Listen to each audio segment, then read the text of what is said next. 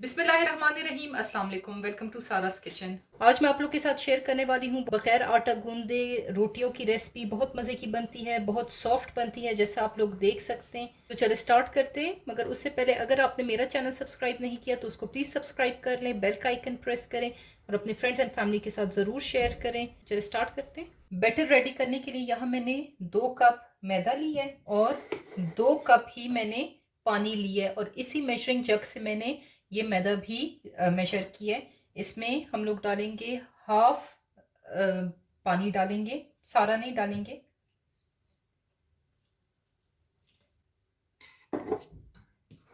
साथ ही हम इसमें ऐड करेंगे 1 टीस्पून नमक, हाफ टी स्पून चीनी। मिक्स करेंगे और अब ये बाकी हाफ पानी भी हम लोग इसमें ऐड कर लेंगे।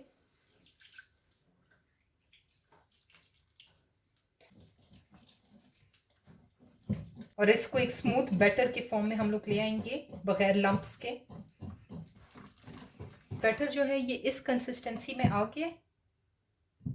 अब इसमें मैं ऐड करूंगी 1 टेबलस्पून ऑयल और दोबारा से अच्छे से मिक्स करेंगे। एक नॉन स्टिक पैन मैंने लिया है, उस पे बैटर पोर करेंगे।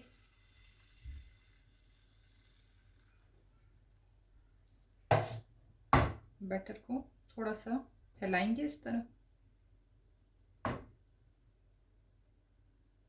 हीट लो ही रखनी है और जब ऊपर हल्के हल्के बबल्स आने शुरू हो जाएंगे फिर हम इसको फ्लिप करेंगे। तो अब फ्लिप करेंगे, दूसरे साइड से भी इसको पकाएंगे। डालते वक्त फ्लेम हम लोगों ने लो रखी थी, इस time flame medium to low कर दी है।